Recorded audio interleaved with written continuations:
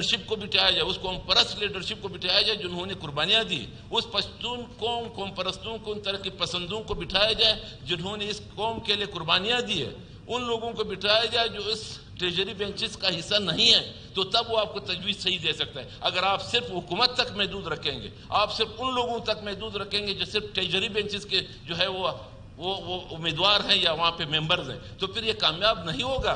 کامیاب اس صورت میں ہوگا کہ ہم اپنے ایک دوسرے کو گریبان سے پکڑیں گے۔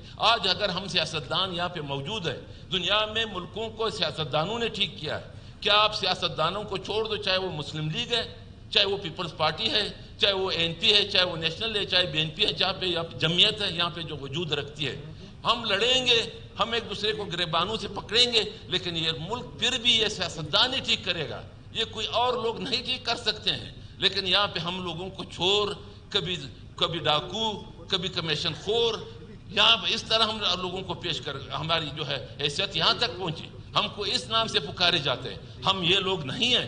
جو ڈاکو ہے، جو چور ہے، وہ کس کے تھرو ہم کرتے ہیں؟ میں اپنی اگر بات بتاؤں، میں ایک ممبر کی حیثیت سے اس سٹیج پہ کھڑا ہوں، تو کیا میرے ساتھ جب بیوروکریسی نہیں دے گی، جب ہمارے ساتھ یہ لا انفورسمنٹ ایجنسیاں نہیں دے گی، میں کرپشن کر سکتا ہوں؟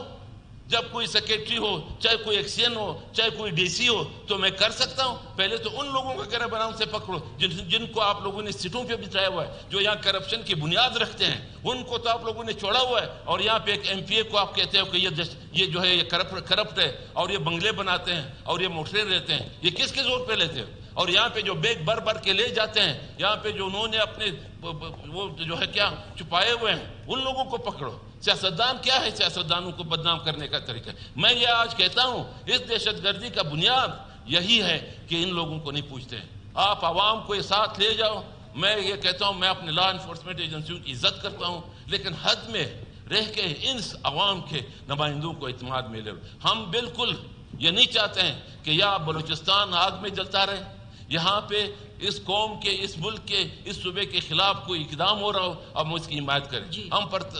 ہم تشدد سے نفرت کرتے ہیں، ہم عدم تشدد کے لوگ ہیں، ہم نے اس کے لیے زندگیاں قربان کی ہیں، ہم نے اپنے آباء و اجداد کو قربان کیا، ہم نے شہداء دیے ہوئے، اس مقصد کے لیے یہاں پرامن پاکستان بنے، پرامن بلوچستان بنے، لیکن یہ ہمارے اتحاد سے ہوگا اور اتفاق سے ہوگا۔ شکریہ جناب۔